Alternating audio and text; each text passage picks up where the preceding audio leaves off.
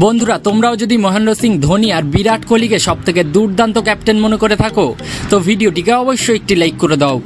বন্ধুগণ, আইপিএল 2024-এর প্রথম ম্যাচেই আরসিবিকে হারানোর জন্য মহেন্দ্র সিং ধোনি ঘোষণা করলেন সিএসকের খতরনাক প্লেইং 11, যার দৌলতে তিনি ভয়ঙ্কর মাস্টার প্ল্যানের সাথে এমন এমন খেলোয়াড়কে দলে সামিল করেছেন যা দেখে হয়তো তোমরাও নিজের চোখকে পর্যন্ত বিশ্বাস করতে পারবে না।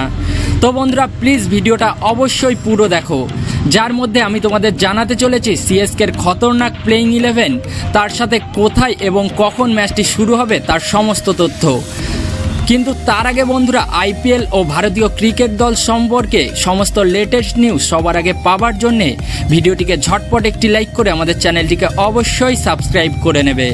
তো বন্ধুরা, বেশি দেরি না করে চলো দেখে নেওয়া যাক আরসিবির বিরুদ্ধে সিএসকের আইপিএলের প্রথম ম্যাচে কোন কোন খতরনাক খেলোয়াড় সমেত মাঠে নামতে চলেছেন, যার মধ্যে সবার প্রথমে ওপেনিং করার জন্য ক্যাপ্টেন মহেন্দ্র সিং ধোনি সিএসকের ভয়ঙ্কর ব্যাটসম্যান ঋতুরাজ গাইকোয়াড়কে মাঠে নামাতে চলেছেন। তারপর মহেন্দ্র সিং ধোনি দ্বিতীয় ওপেনার হিসেবে রচিন রবীন্দ্রকে দলে সামিল করেছেন। আর বন্ধুরা, জানিয়ে রাখি ডেভন কনভের জায়গায় রচিন রবীন্দ্র 1 থেকে 2টি ম্যাচ আইপিএলের খেলতে চলেছেন ওপেনার হিসেবে, কেননা ডেভন কনভের চোট এখনও পুরোপুরিভাবে ঠিক হয়নি। এরপর বন্ধুরা, ক্যাপ্টেন মহেন্দ্র সিং ধোনি 3 নম্বরে ব্যাটিং করার জন্য আজিঙ্কে রাহানেকে বেছে নিয়েছেন, যিনি একজন ভয়ঙ্কর ব্যাটসম্যান।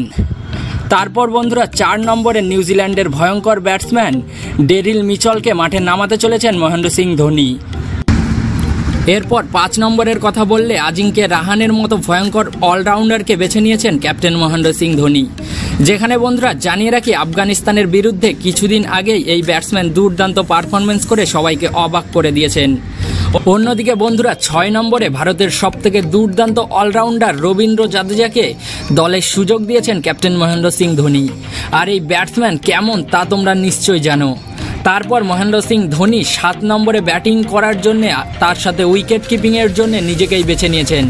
তো বন্ধুরা, তোমরাও যদি মহেন্দ্র সিং ধোনিকে একজন বড় খেলোয়াড় মনে করে থাকো তো ভিডিওটিকে অবশ্যই একটি লাইক করে আমাদের চ্যানেলটিকে অবশ্যই সাবস্ক্রাইব করে নেবে।